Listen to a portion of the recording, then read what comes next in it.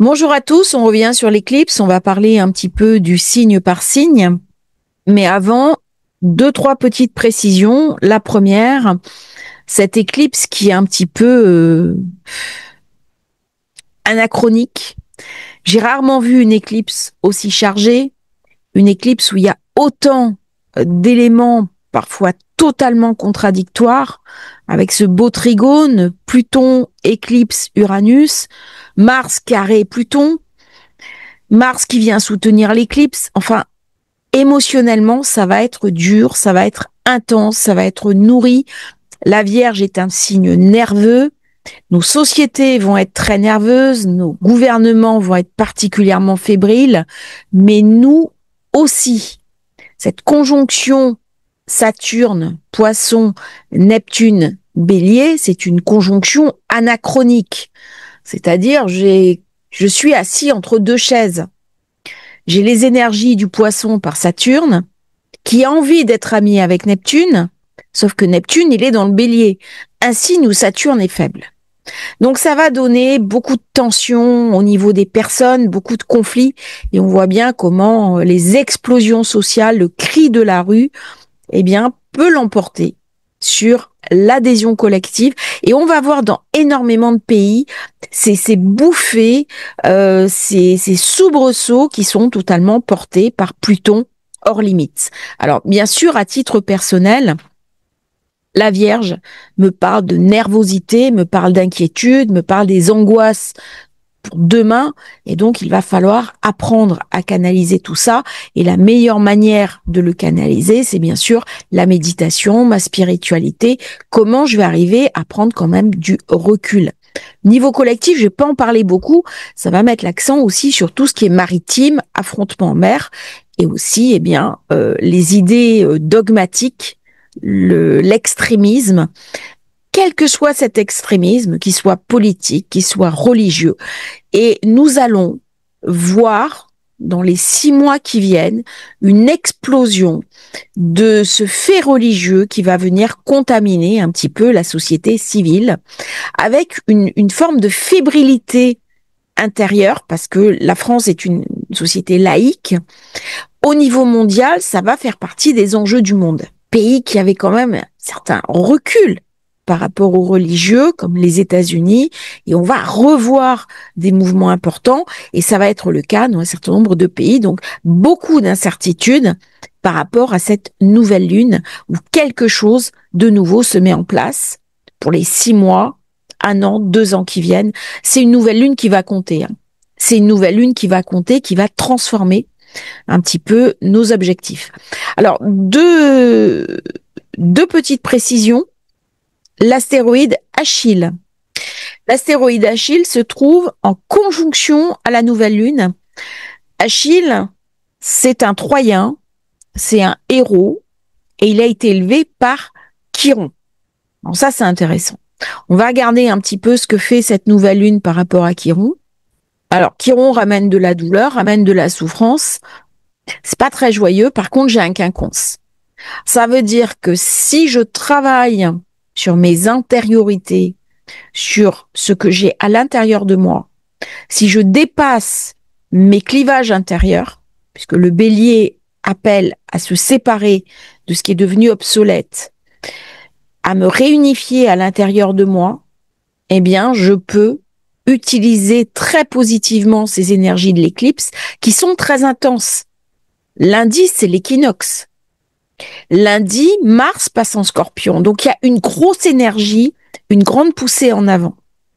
Par contre, Chiron apporte à Achille l'art de la guerre. Achille est un héros de la guerre de Troie, mais il lui amène aussi le don de guérison, la médecine. Achille est un beau jeune homme, quasi immortel, mais il a une fragilité, c'est son talon. Alors, je vais pas parler du mythe d'Achille, c'est l'Iliade, mais ça me parle en apparence de ce jeune homme qui est beau, mais derrière le guerrier, il y a cette douleur, il y a cette souffrance du héros qui est liée à la guerre. Durant la guerre, je vois mourir mes amis. Je vois mourir mon idéal. Et alors, si vous avez eu des grands-parents qui ont fait la guerre, des grands-pères qui ont fait la guerre, vous aurez vu sur leur visage un espace dans lequel vous n'aurez pas pu rentrer. Il y a une résignation. Il y a un espace de silence qui n'appartient qu'à eux.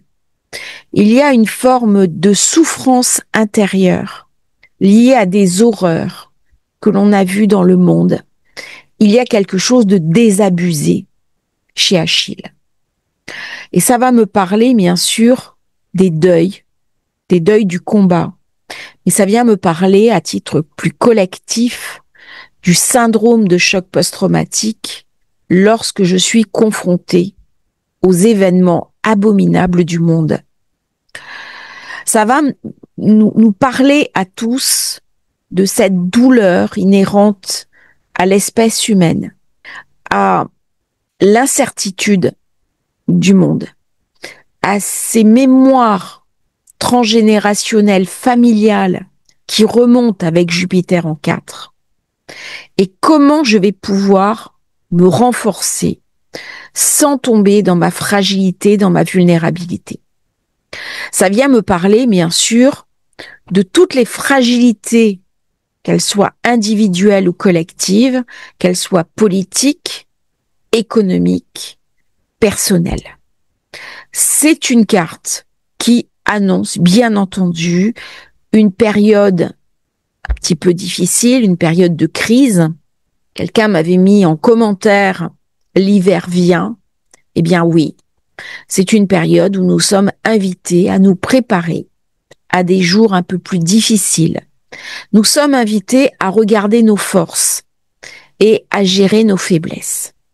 Et c'est en ça que la Vierge est très intéressante, parce qu'elle me parle de mon quotidien, elle me parle de ma réalité personnelle.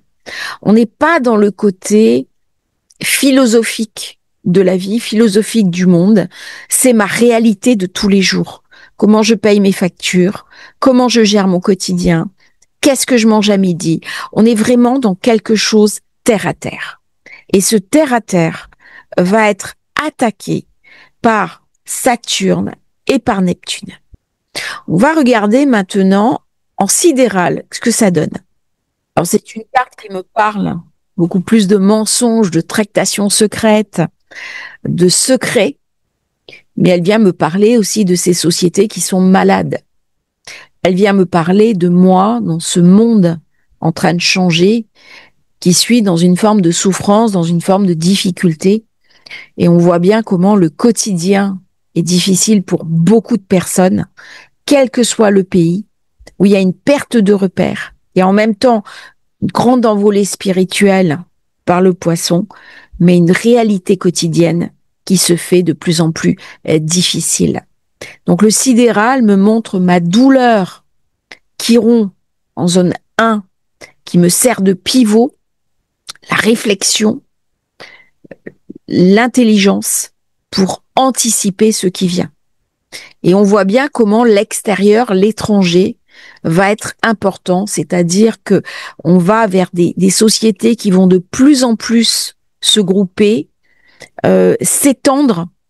Il y a quelque chose qui nous échappe.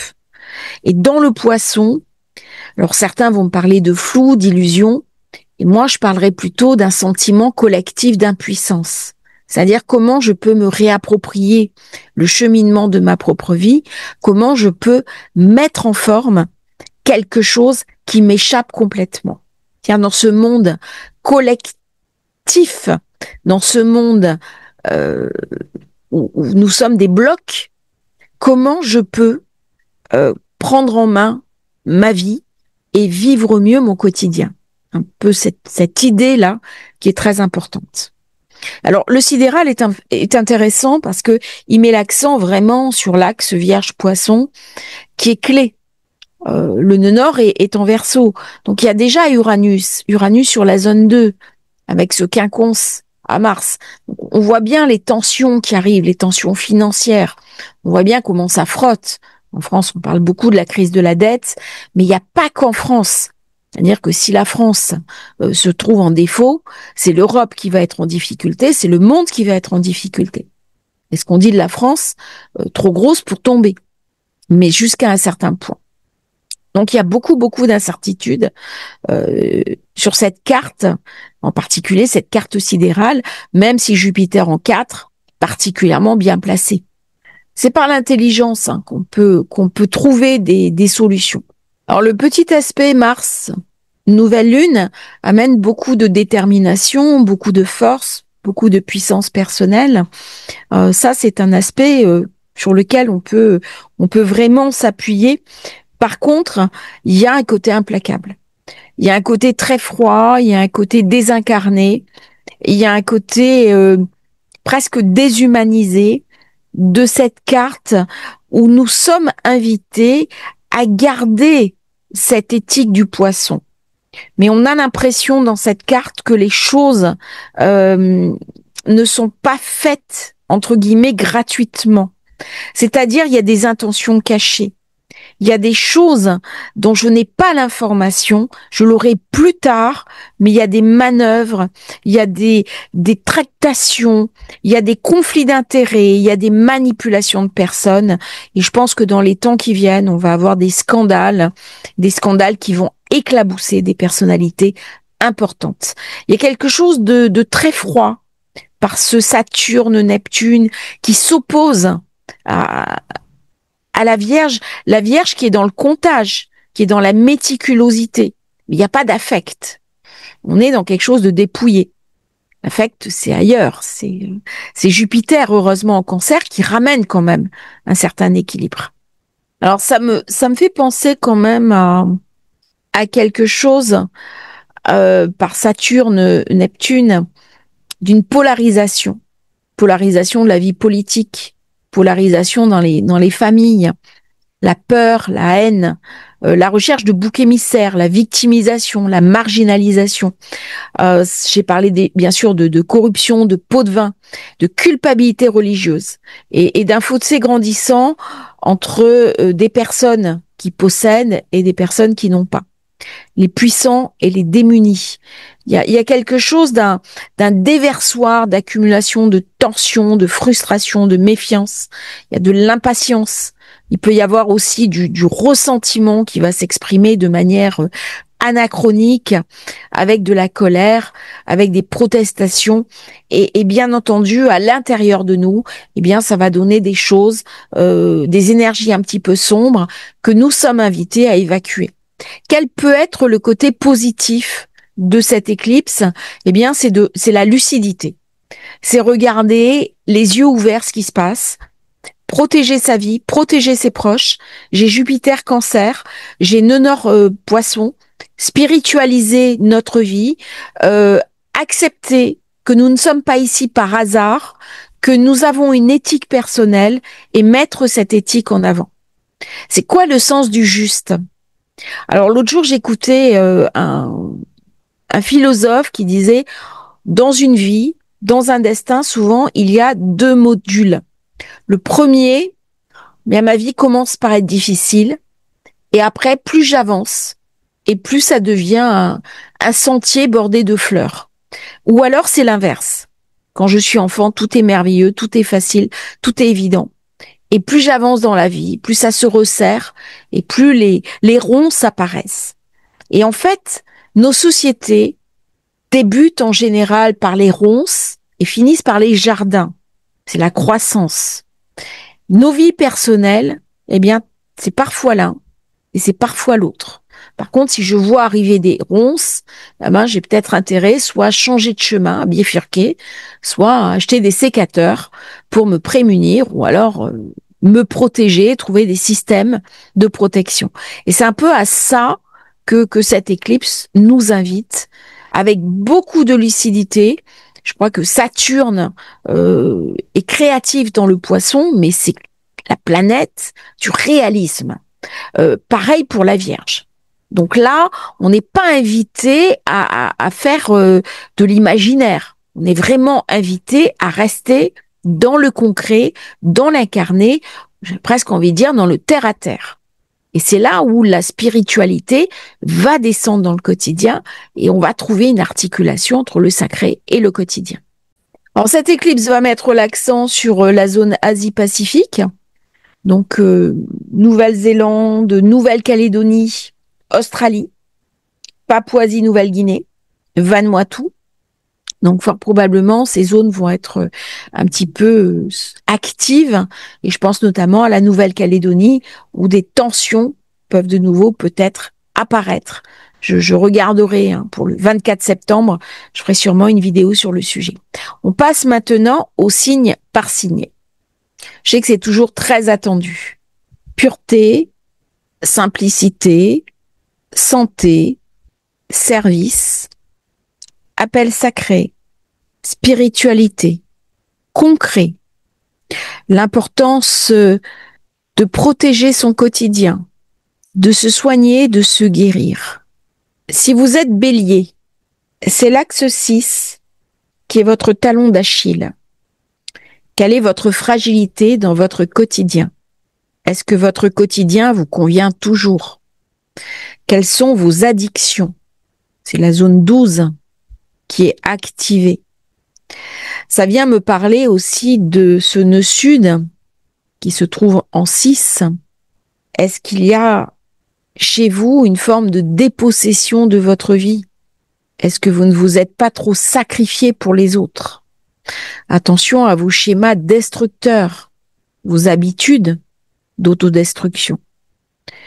Il peut y avoir aussi, au niveau du bélier, le besoin de restructurer son quotidien parce que quelque chose est définitivement achevé. Alors ça va nous plonger dans les brumes du passé, des vies antérieures, des liens toxiques que vous pouvez maintenant dénouer.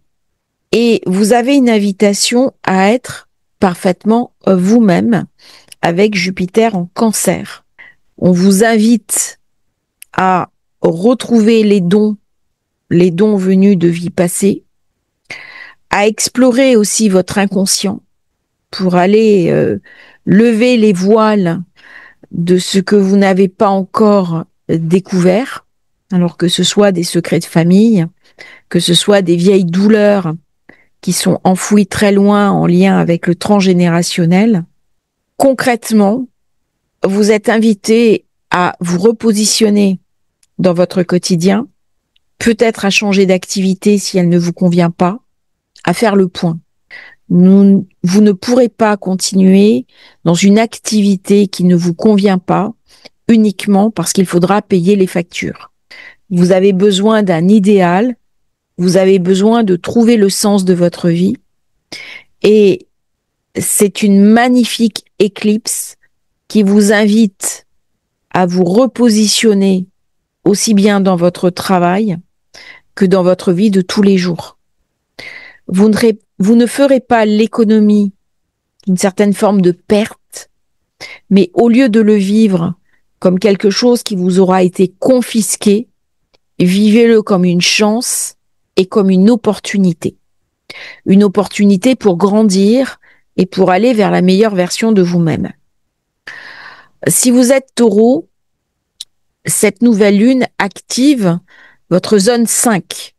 Comment abordez-vous la relation affective? Est-ce que vous êtes dans des vieilles douleurs, des vieilles souffrances, trop d'attentes? On vous invite à abandonner des vieux schémas de pensée liés à des peurs ancestrales d'attachement à l'autre. C'est-à-dire que votre imaginaire qui tourne autour du couple, qui tourne autour de l'affect, n'est plus d'actualité. C'est un travail intérieur. Ça ne veut pas forcément dire se séparer de son conjoint, de ses enfants, mais quels sont vos rêves enfouis? Quels sont vos désirs pour vos propres vies?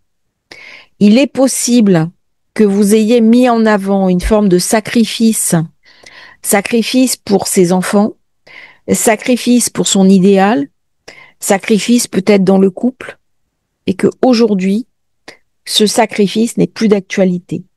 Pourquoi? parce que il y a quelque chose à mentaliser au niveau de votre relation, toutes les relations qu'il y a à l'extérieur de vous et dans ces relations affectives. La maison 5, c'est aussi la maison de l'œuvre. C'est la maison où je vais pouvoir me séparer des vieilles mémoires familiales toxiques, des vieux programmes hérités de mes ancêtres qui ne marchent plus. Donc si j'ai été élevée dans la peur de l'autre, la peur de l'homme, la peur de la femme, où l'homme c'est comme ça, ou la femme c'est comme ça, eh bien je suis invitée à me désidentifier de ces vieux schémas toxiques qui m'empêchent d'accéder à mes rêves. Et donc, on est invité à faire le point. Quels sont vos rêves? Qu'est-ce que vous voulez créer? Quels sont les talents dont vous disposez que vous pouvez augmenter pour amener quelque chose de positif au monde? Durant cette période, vous êtes invité à aller vers la part la plus créative de vous-même, mais c'est une création qui s'inscrit dans la joie. C'est pas une création forcément je crée pour gagner de l'argent. C'est une création qui est simplement un acte presque de foi pour vous inscrire dans une autre réalité. Alors ça peut être faire de la poterie, du théâtre, de la musique, de la danse, de la peinture, peu importe. Peu importe que le résultat vous plaise ou pas, il y a quelque chose d'une expression profonde de vous-même à aller chercher et à exprimer. Si vous êtes Gémeaux, cette éclipse en zone 4 révèle une source très importante dans laquelle puiser votre énergie, qui est le foyer, les lignées ancestrales, les mémoires de vos ancêtres. On est vraiment tourné vers le côté passé, mais le passé qui peut nous amener une richesse. C'est une période idéale pour nettoyer, évacuer, solutionner les vieilles mémoires qui vous empêchent d'avancer. Concrètement, ça peut se traduire par l'achat d'une maison, un déménagement, un nouveau foyer, une nouvelle perspective dans la maison, mais c'est en lien avec vos ancêtres. Alors, il est possible dans cette période que vous vous connectiez intuitivement sur un de vos ancêtres, même décédés, qui possédait un talent particulier et que vous soyez mis en contact via des rêves, via des vieilles photos que vous allez découvrir dans un placard, à une énergie dont vous n'aviez pas idée. C'est très spirituel comme éclipse. Et vous êtes invité à nettoyer, apurer, transmuter tout ce qui vient de cette lignée. C'est aussi une invitation à vous aimer vous-même et vous reconnaître dans vos qualités, dans votre puissance et dans votre valeur. Jupiter se trouve en zone 2, symboliquement, ça vient me parler de ma valeur intérieure. Mercure se trouve en zone 6. Comment je vais pouvoir incarner dans le quotidien, dans le réel, eh bien, cette réalité nouvelle, c'est-à-dire qui suis-je en dehors des fantômes de ma famille? Mais qui suis-je en tant qu'héritier de leur potentialité? Si vous êtes Cancer, nous sommes en secteur 3, il peut y avoir des choses intenses en lien avec les frères et les sœurs, mais aussi la famille, tante, oncle, nièce, neveu. Et vous allez entendre parler d'eux de manière intense dans les 6 mois à venir. Quelque chose est en train de se libérer. Si vous vous sentiez enchaîné par ces personnes, si vous étiez en conflit, eh bien, c'est le moment de s'en libérer. C'est le moment de se resituer dans sa fratrie. Il y a une priorité à saisir durant cette période. Il est possible que vous receviez des messages subliminaux, des messages intuitifs, des messages via des rêves ou des synchronicités qui vont vous donner des ouvertures sur votre vie sur les choix que vous avez à faire et peut-être même sur les pays dans lesquels vous allez peut-être pouvoir soit voyager, soit vivre. Il y a quelque chose d'une relocation pour le cancer avec des déplacements, avec beaucoup d'énergie et beaucoup de mouvement. L'étude que vous allez faire dans les semaines à venir sera déterminante pour vos activités futures. Vous êtes invité à affiner vos connaissances spirituelles, à voyager vers une terre inconnue, jamais explorée, alors soit de manière réelle, en réservant un billet, soit à vous offrir un voyage dont vous avez toujours rêvé. Ça passe en même temps par une forme de nettoyage qui vient vous demander où est votre fragilité avec vos frères et sœurs. Eh bien, c'est le moment de s'en libérer. C'est le moment de se libérer de ce talon d'Achille et de spiritualiser nos faiblesses en posant un regard bienveillant sur vos difficultés et aussi votre sensibilité. Alors le cancer peut avoir envie de rester casanier, de rester chez lui, mais c'est le moment, eh bien, de s'ouvrir au monde qui est autour de vous. Si vous êtes Lion, cette nouvelle lune vient activer votre secteur 2, ça me parle bien entendu. Qu'est-ce qui m'empêche de me faire confiance? Alors, j'ai reçu plusieurs personnes, hein, Lion, ascendant Lion, je reçois beaucoup d'ascendants Lion. C'est un ascendant très représenté. Parce que, en ce moment, la question centrale, c'est la confiance en moi. C'est comment je vais pouvoir mettre en place, incarner cette confiance et me détacher des vieilles mémoires familiales, des vieilles douleurs, des vieilles souffrances qui m'empêchent d'accéder à ma confiance en moi. Il peut y avoir un changement de cap. Il peut y avoir des nouvelles rentrées d'argent. Il peut s'agir d'un changement de vocation. Par contre, ce n'est que la manifestation d'un processus intérieur type nœud sud. L'univers peut vous amener des manières inattendues de faire rentrer de nouveaux revenus. Il y a une vocation profonde. Il y aura une remise en question dans les mois à venir sur ce que vous êtes et sur le regard que vous portez sur vous. C'est-à-dire, quelles sont vos priorités dans votre vie? Comment ça vient raconter l'estime de soi? Comment vos valeurs, qui sont parfois héritées d'une lignée familiale et parfois de schémas devenus obsolètes parce que le monde de vos parents, de vos grands-parents, de votre famille d'origine n'est plus valide aujourd'hui, comment vous pouvez réactualiser tout ça? Parce que ces schémas de pensée limitants peuvent faire obstacle à la prospérité, à l'abondance et à recevoir vos talents naturels. C'est une période aussi où on peut recevoir des dons, recevoir des images venues de vies antérieures et retrouver des talents qui étaient enfouis ou qu'on avait oubliés. J'ai une jeune femme, par exemple, qui était Lion, et quand elle était jeune, elle était danseuse. Et pendant des années, elle a arrêté de pratiquer. Et là, elle est en train de retrouver la danse. Donc, allez chercher dans votre enfance ce qui vous faisait plaisir, ce que vous aimiez faire, et voyez comment vous pouvez l'exprimer dans votre vie actuelle.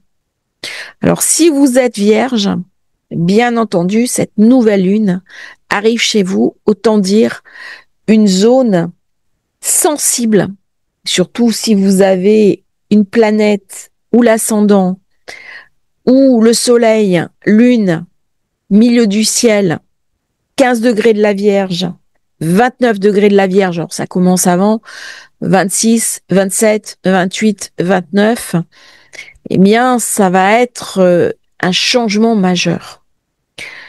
La lune peut signifier un déménagement. Le soleil, c'est mon rayonnement, c'est qui je suis. C'est, je me sens partagée entre ma volonté de contrôle, de maîtrise, et au contraire ce mouvement où je ne peux plus rien maîtriser. Ça se situe au nœud sud, c'est-à-dire que je suis invitée à lâcher toutes ces vieilles mémoires qui m'empêchent d'avancer. Il y a un lâcher prise à faire. Et plus on va lâcher prise, plus votre vie deviendra riche et joyeuse dans les mois à venir.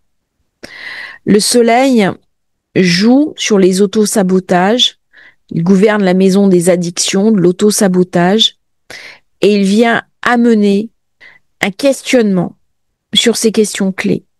Comment je peux m'extraire de cette vie où je me minore, où je ne suis pas moi-même, où je ne m'exprime pas, où j'ai peur du regard des autres, j'ai peur de l'échec, et donc je retiens mes qualités à l'intérieur de moi. Eh bien, c'est le moment pour étendre ses ailes. La Vierge, c'est aussi la récolte. C'est le signe où je peux trouver de l'abondance. C'est le moment où Perséphone va retrouver son époux, Pluton qui est le riche, et elle va aux enfers profiter de la vie. C'est-à-dire, je quitte ma mère pour devenir une femme qui va rejoindre son époux qui est le roi. Ok, c'est le roi des enfers. Et en attendant, elle devient la reine d'un royaume. Donc quand j'accepte de lâcher, d'aller explorer ma part sombre, ma part douloureuse, ma part de faiblesse, parce que le talon d'Achille se trouve en zone 1, c'est-à-dire quelles sont mes douleurs qui m'empêchent de me réaliser. C'est plus le moment de mettre le mouchoir dessus, eh bien je vais permettre à la lumière de rentrer dans ma vie. Chez la Vierge, il y a un besoin de perfection. Sauf que la perfection n'est pas de ce monde. Et là, on va être invité à lâcher cette idée de perfection, de maîtrise, de contrôle, et parfois même d'obsession, pour aller vers quelque chose de beaucoup plus joyeux, de beaucoup plus libre, et l'acceptation qu'on ne peut pas tout maîtriser. C'est une période également où on peut explorer ses vies antérieures, explorer ses vieilles mémoires familiales et nettoyer tout ça. Donc soyez réaliste, soyez ouverts aux nouvelles propositions que la vie vous offre et restez enthousiaste par rapport aux changements qui arrivent. Alors c'est sûr, si la Vierge s'accroche à sa réalité, ça va être beaucoup plus difficile parce que la période à venir va nous demander beaucoup de flexibilité. Si vous êtes Balance, alors pour les personnes de la Balance, ascendant Balance, lune en Balance, on est dans l'éveil spirituel. On est dans nettoyer ses vies antérieures. On est dans soigner ses addictions, soigner ses dépendances. Alors ça peut être toutes les dépendances, émotionnelles, affectives, peur de l'abandon. On est invité à revoir son programme de vie. On est invité à se retirer pendant quelques jours, quelques semaines de l'effervescence du monde pour se concentrer sur sa vie spirituelle, pour son monde intérieur. Comment je peux me renouveler?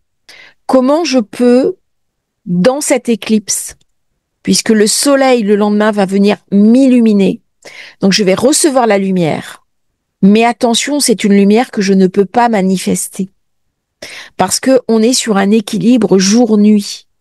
Et donc, c'est une période pour aller chercher son ombre, pour aller éclairer son ombre, pour faire un travail spirituel, pour faire un travail d'écollement des vieilles mémoires douloureuses, pour apurer les vieux schémas familiaux dégradés. C'est une période pour transmuter ses ombres intérieures.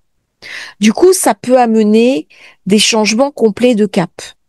Attention à ne pas prendre de décisions précipitées dans cette période, parce que simplement on a besoin de calme, on a besoin de solitude, on a besoin de repos. La Balance va être sollicitée de manière très intense par ces énergies ambiantes qui vont un petit peu la dépasser. Et en plus, Vénus se trouve dans le signe de la Vierge, et donc les émotions vont avoir du mal à s'exprimer. Ça va rester à l'intérieur de soi et ça peut nous déborder. Pour le Scorpion, eh bien, Mars, le lendemain de l'éclipse, entre dans le secteur Scorpion. Il entre dans votre signe. Du coup, ça va ramener beaucoup d'enthousiasme, de dynamisme, des projets. On est dans la zone 11. Quel est mon avenir? Quel est mon futur? Eh bien, c'est une période idéale pour avoir une vision.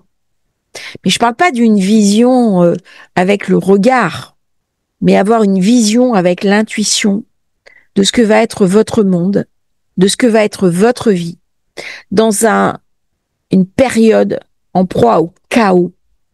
Et donc, il y a quelque chose de très précieux qui est offert aux Scorpions par cette éclipse. Parce que le lendemain, le soleil rentre dans votre secteur d'ombre.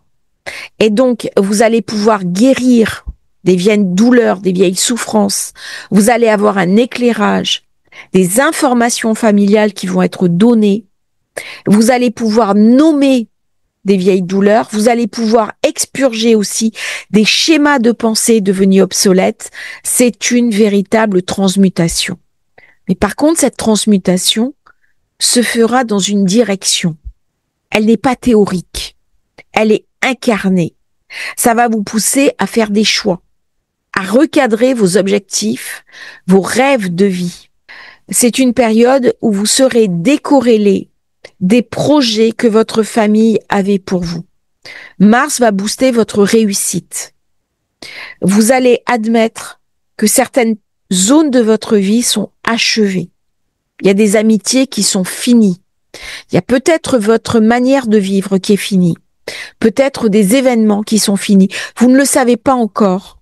Ça va s'inscrire dans les mois qui viennent. Et ce n'est pas triste. C'est simplement une page qui se tourne. Et cette page qui se tourne va vous permettre de faire des choix dans la durée, dans le long terme, dans la réorganisation de votre vie. Soyez flexible. C'est une période très intuitive pour le Scorpion. C'est une période où on peut voyager, où on peut se relocaliser, où on peut déménager à l'étranger, on peut prendre en main une nouvelle spiritualité, on peut apurer ces vieilles mémoires venues de vie antérieure et on peut se redéployer dans un sens qui concilie cette immense spiritualité, la vision que j'ai de mon avenir et mon concret, ma réalité. C'est une espèce de triangle positif pour le Scorpion qui renvoie bien sûr au triangle de lumière activé par Pluton, Uranus, Neptune, Saturne. Bonne période, bonne éclipse pour le Scorpion. Alors pour le Sagittaire, cette éclipse se déroule en zone 10, en zone 4. C'est l'axe du pouvoir. Il est possible de déménager. Il est possible de pousser vers ses ambitions. Mais quelque chose doit changer. Est-ce que c'est le statut social auquel vous avez été tant attaché? Est-ce que c'est au contraire des mémoires de pauvreté qui vous empêchent d'avancer? La peur, l'angoisse? Ou alors on ne regarde pas en face, on ne regarde pas concrètement ce qui nous amène à monter, mais il y a un lâcher-prise à faire. Il est possible aussi dans cette période qu'on réduise ses activités, par exemple qu'on soit dans une forme de retraite, mais on va se poser la question du temps que l'on consacre à son travail. Il y a quelque chose de mon passé, de ma famille, de mes ancêtres, qui m'ont programmé au travail, qui m'ont programmé à l'activité. Et il y a une partie de moi, au contraire, qui a besoin de m'en libérer. J'ai besoin de temps. J'ai besoin de temps pour être chez moi, pour me consacrer à mes études, pour me consacrer à ce qui me nourrit intellectuellement, émotionnellement, et pas uniquement matériellement. Et donc, il va être temps de recadrer. Ça va être une période aussi où on peut régler des problèmes familiaux, des programmes avec le père, des difficultés avec le schéma de pensée que le père nous a transmis. Si vous avez eu des conflits avec votre mère, si vous avez eu des conflits avec votre père, essayez de voir comment vous pouvez faire le tri entre ce monde qui leur appartenait, qui a totalement changé, et le monde dans lequel vous vivez. Alors, dans cette période, on peut recevoir de l'argent, on peut recevoir des subsides, on peut avoir une profession, une carrière qui s'ouvre, on peut avoir une promotion. Mais il est temps de savoir qu'est-ce qu'on veut exactement faire de sa vie. C'est vraiment une période de choix karmique. Alors, karmique ou dharmique, suivant où on se passe entre la zone 4 et la zone 10, c'est une période aussi où on peut renoncer à ces vieux fantômes. C'est quoi les ombres de ma vie? C'est quoi ces vieilles douleurs qui m'empêchent d'avancer? Eh bien, c'est vraiment le moment pour faire un travail de libération et un travail d'apaisement. Pour les Capricornes, cette éclipse est assez positive. Elle se situe en zone 9. La zone 9, c'est la foi. Comment je vais me retrouver connectée à la foi de mes parents, de mes ancêtres, de ma lignée? Comment je vais retrouver une certaine foi? Comment je vais voyager? On est presque dans un voyage initiatique. Ça me fait penser à Khalil Gibran. Ça me fait penser aussi à l'alchimiste qui part explorer le monde et qui à la fin s'aperçoit que le sycomore se trouve à côté de chez lui, au point de départ. Et on va dire que le plus important, c'est pas la destination, c'est le voyage en lui-même. Et le voyage, c'est votre vie. Et donc, comment on va pouvoir faire le tri entre ce qui nous vient des autres, ce qui me vient de mes enseignants, ce qui me vient de ma lignée, et ce que j'en ai tiré, la quintessence, avec la possibilité dans cette période de rencontrer un guide, de rencontrer cette sagesse qui vient m'habiter. Saturne nous met souvent le choix entre deux voies, le temps qui passe et qui est une forme de vieillesse, et au bout de la vieillesse, eh bien, il y a de la colère, il y a du dépit, il y a une animosité, parce que mon temps s'est achevé, ou alors un autre chemin. Et le Capricorne est le signe le mieux placé pour l'emprunter, qui est celui de la sagesse. C'est-à-dire, j'ai accumulé beaucoup d'expériences, avec beaucoup de sérénité, j'accepte que certaines choses ne sont plus à l'ordre du jour, mais il n'y a pas de regret, puisque je suis capable de tirer la quintessence des enseignements qui m'ont été proposés au nœud sud. J'ai donc un réservoir d'énergie incroyable où je vais m'interroger sur le sens. Et donc, je peux, dans cette période, faire une crise de sens. Quel est le but de ma vie? Quel est le but de mon incarnation? Quelle est ma mission d'être? Alors, bien entendu, j'ai Pluton en zone 2 qui va me poser la question sur mes fondamentaux, sur Neptune en 4, Saturne en 3. Eh bien, c'est l'alliance de ce mouvement dans lequel se trouve ma famille, se trouve ma maison. Ça peut être du nomadisme, ça peut être l'envie de redécouvrir le monde, ça peut être l'envie de me réouvrir au monde. Il y a quelque chose à aller chercher. Il y a quelque chose du voyage spirituel, mais aussi du voyage humain qui vient remplir mon espérance. Saturne est un voyageur. Lorsque Saturne devient un voyageur, il est au-delà de la crise qu'il a eue avec Jupiter. Il va vivre l'époque de Saturne, l'âge d'or. Mais pour qu'il y ait un âge d'or, encore faut-il qu'il y ait eu un grand voyage initiatique avant. Donc c'est une période où on peut voyager, on peut changer sa vie et on peut se transformer parce que les vieux résidus ne sont plus à l'ordre du jour. Cette éclipse se fait en friction avec Saturne, bien entendu. Donc c'est une période idéale pour faire le point, pour faire le bilan de votre vie, mais au-delà, c'est un bilan d'âme qui est presque demandé. C'est-à-dire, c'est quoi le sens essentiel de votre vie? Elle est très spirituelle pour le Capricorne. Je pense qu'avec le poisson, c'est les deux signes qui sont le plus concernés par cette spiritualité. Pour les Verseaux, cette éclipse va mettre l'accent sur ce qu'on doit nettoyer, ce qu'on doit apurer, ce qu'on doit transformer dans sa vie de tous les jours. Alors, c'est changer de régime alimentaire, apprendre à se soigner avec des méthodes naturelles. Ça peut être une forme de transcendance, de transformation. C'est comment, au niveau du nœud sud, j'ai pu ramener des dettes karmiques. J'ai pu avoir des schémas de pensée erronés qui me viennent de ma famille. Eh bien, tout ça, je suis invitée à m'en séparer. Comment je vais pouvoir transformer mes fondamentaux, revenir à quelque chose de très lucide, prendre soin de moi, soin de l'être. Mais soin de moi, ce n'est pas aller chercher ad vitam aeternam, à avoir des informations sur mon passé.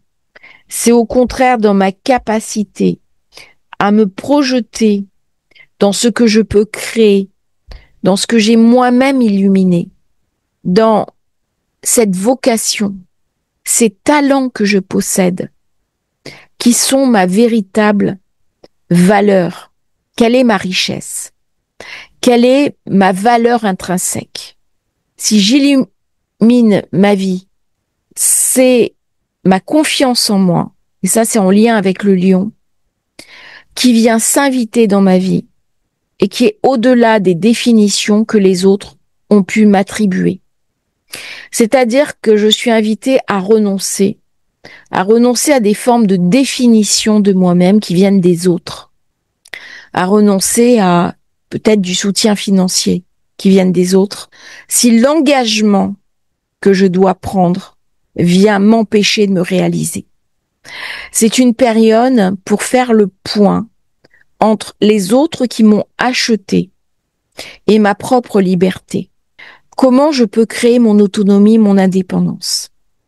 C'est aussi une période très intense pour que mon âme puisse me parler à travers des rêves, des méditations. Et comment je vais pouvoir harmoniser le sens de ma vie et rencontrer ma vocation? Quels sont mes talents? Mais mes talents personnels. Est-ce que la vie que j'ai construite a été un choix ou est-ce que je me suis laissée porter par un fétu, comme un fétu de paille sur de l'eau, parce que les autres ont décidé, parce que mes parents ont décidé. Mon talon d'Achille, il est en zone 8. Ce sont mes peurs, ce sont mes craintes, ce sont mes ombres. Eh bien, c'est une période idéale pour éclairer ces ombres, pour faire peut-être un travail sur soi, une thérapie, pour revoir tout ce qui vient du passé, notamment ces héritages, mais des héritages aussi bien matériels que spirituels. Comment je peux gérer ces avoirs? Comment je peux faire du tri, puisque la Vierge, c'est aussi le signe du tri, entre ce qui est bon pour moi, c'est-à-dire l'héritage qui me permet de progresser, d'investir, ou alors j'ai parfois des héritages toxiques qui m'enchaînent à une personne. Et c'est pas ce que je veux. Et là, on est invité à faire le tri, à se transformer et à définir soi-même quels sont ses objectifs de vie. Alors, si on est poisson, bien entendu, cette éclipse, elle est clé. Elle est clé parce qu'elle vient me parler de ma relation à l'autre. Elle vient me parler aussi peut-être de vie antérieure. Elle peut me parler d'amour qui viennent d'une autre vie.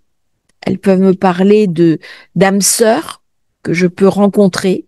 Il peut y avoir des histoires d'amour. Il peut y avoir des retrouvailles karmiques. Jupiter peut me ramener un grand amour. Ça peut être un amour de toujours. Ça peut être promis par le destin. Alors, c'est moins vrai, mais avant, vous voyez des fois des enfants qui se rencontraient au primaire et puis qui se mariaient plus tard et qui passaient toute leur vie ensemble. Il y a quelque chose qu'on a perdu et le poisson peut le retrouver. Au-delà, le poisson, par rapport à la Vierge, c'est le miroir du zodiaque. Comment je vais me voir dans le reflet de l'autre? de mon partenaire ou de ma partenaire, dans mes associations. On dit toujours qu'on attire ce que l'on est. Eh bien, c'est le moment de faire le point. C'est le moment de... Soit les autres m'idéalisent trop, et à ce moment-là, il faut que je renonce à quelque chose, soit ils me minorent, et ça génère ma propre douleur, ma propre souffrance. Et donc, je suis invitée à regarder ce reflet, à m'y confronter. Mais ça peut devenir aussi une prison. Comment je vais pouvoir me libérer? Comment ce qu'on attendait de moi, notamment quand j'étais enfant, m'a emprisonnée? Je suis invitée à lâcher prise. Comment je suis invitée à redéfinir les schémas de pensée que j'ai hérités de ma famille concernant le couple, soit dans un but excessif, j'attends le prince charmant, j'attends la princesse charmante, ou à l'opposé, l'homme est mauvais, la femme est mauvaise, par nature et par destination. Eh bien, entre les deux, ces deux extrêmes, quelle va être ma propre vision? Quelle va être ma propre capacité à aimer l'autre, à m'associer avec l'autre? Et ça va me parler, bien sûr, de mon désir. Ça peut me parler aussi de vieilles rancunes qui viennent soit de vie antérieure, et là-dessus, je suis invitée à travailler dessus, soit de mémoire familiale devenue obsolète. Ce sont les vieilles rancunes des grands-mères, des arrière-grands-mères, de tous ces liens familiaux toxiques dont je peux avoir hérité. Et là, je suis invitée à m'en séparer. À m'en séparer parce que le nœud nord est dans mon signe. Et donc, je suis invitée à une restauration de moi-même, à un reformatage de moi-même, à rentrer dans un chemin dharmique qui passe par une réconciliation. Et la première des réconciliations se déroule avec moi-même. Donc, si vous avez du poisson à l'ascendant, si vous êtes poisson, soleil en poisson, lune en poisson, ou si vous avez n'importe quel signe, planète dans ce signe du poisson, je commence à fatiguer. Excusez-moi. N'importe quelle planète dans le signe du poisson, elle est invitée à se régénérer. Et Saturne vient vous amener un challenge. C'est l'ancien des jours qui vient vous raconter qu'à l'épreuve du temps, qu'est-ce que vous devez transformer? Et donc peut-être qu'il y a eu une douleur, une souffrance, quelque chose que vous pensiez extérieur à vous-même. Mais en fait, quand on se réapproprie l'essence même de la douleur, on va s'apercevoir qu'on l'a fait sien. C'est-à-dire que si ma grand-mère a vécu une douleur, mais qu'elle m'a prise à témoin pendant toute mon enfance, eh bien, je me suis attribué cette douleur. Et je l'ai fait mienne. Ma grand-mère est peut-être morte, mais cette douleur, elle a continué à vivre. C'est ce qu'on appelle la pelote de haine. C'est pas une pelote de laine, c'est une pelote de haine. Et je l'ai nourrie patiemment. Et elle a pu me priver de très belles choses dans ma vie. Ça peut être une épaule, ça peut être l'amour de l'autre, parce que j'avais peur de l'autre.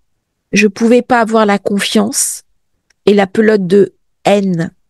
Et donc, c'est une période idéale pour le poisson à renouer avec la confiance absolue que l'on peut avoir dans le divin, qu'on peut avoir dans le sacré, qu'on peut avoir dans la conscience même de l'être, où je suis peut-être la manifestation la plus précieuse, le dernier atome du grand amour, de l'amour absolu, qui est la manifestation sur terre de la source.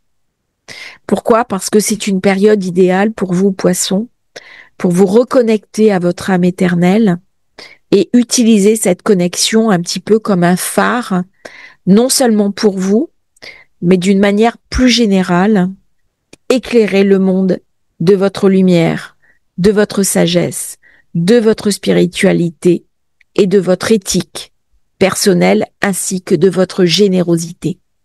Je crois que l'idée de la générosité va être très importante dans les temps qui viennent. C'est flexibilité, générosité, empathie, bienveillance. Je vous remercie d'avoir suivi cette vidéo. N'oubliez pas de vous abonner à la chaîne. Vous avez un lien si vous souhaitez rejoindre la newsletter. C'est totalement gratuit. Merci à tous pour votre confiance. À bientôt pour un nouveau partage sur Astrologie